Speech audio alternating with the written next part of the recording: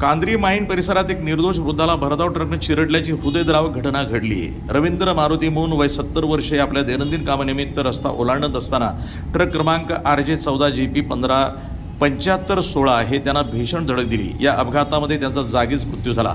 या धक्कादायक घटनेनंतर ट्रक चालकानं वाहन काही अंतरावर नेऊन ढाब्यावर सोडलं आणि पळून गेला। अपघाताची माहिती मिळताच स्थानिक नागरिक आणि नातेवाईक घटनास्थळी दाखल झाले। त्यानंतर रवींद्र मून यांना तातडीनं सरकारी दवाखाना रामटेक इथं हलवण्यात आलं, मात्र डॉक्टरांनी तपासून त्यांना मृत घोषित केलं।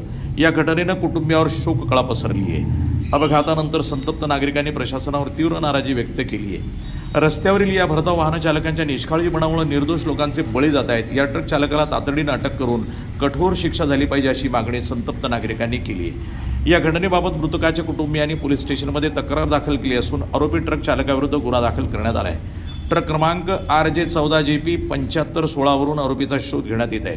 पोलीस सूत्रांनी दिलेल्या माहितीनुसार लवकरच आरोपीला अटक करण्यात येईल आणि कायदेशीर कारवाई केली जाईल।